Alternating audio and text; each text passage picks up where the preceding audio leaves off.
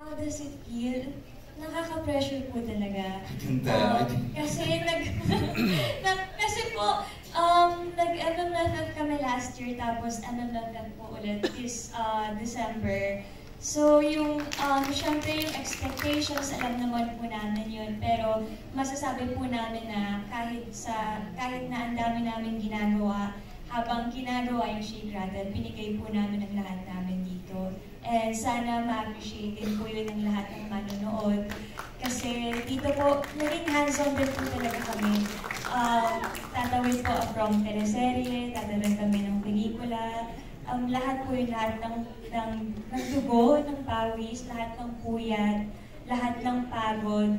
Kasama po yun ng ginagawa namin to.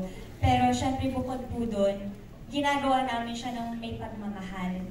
At yung pasasalamat sa Regal Entertainment, lalo kala Miss Rosel at kila Sir Keith. Kasi first Shake Rattle po namin to, first horror movie ko po to. Horror ka na. Kasi ako first time ko po, yung experience ko, sobrang saya na ganun pala. Kasi pag nanonood lang ako dati, ini-imagine ko lang na parang kaya kung someday ako naman. Tapos ngayon, isa na rin ako sa mga mapapanood. So, it's early Christmas gift. I think you can feel the appreciation in her heart. Thank you, Jean. And of course, Seth. Unang-una gusto kong pasalamat din ang Rosel sa Sir Keith. Nangyari yung sinabi nila nakaraang taon. At tapos na natin ngayon, ma'am. Maraming salamat. Ano nangyari nung isang taon? In-announce sa amin ito nila Rosel. As early as ngayon natapos natin. At thank you so much sa buong Regal team, Regal Entertainment. Alam namin nahirapan din sa schedule, hindi lang sa amin. And I know sa mga ibang cast dito nahirapan kayo na pagtagpo-tagpo ng mga kalendaryo namin. Pero natapos natin. And yun, gaya po na sinabi ni Francine, ginawa namin yung My Future at ngayon masahanapan kami ng mga tao.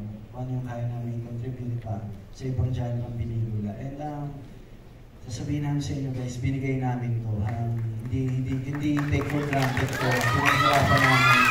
Thank you so much sa mga co-actors, mga nakasama namin. Napaka-matulungin, napaka-cooperative ng mga cast. And yun, excited po ako masilip yung 1 and 3 na episode po. And I'm sure maganda po. Incidentally, kasama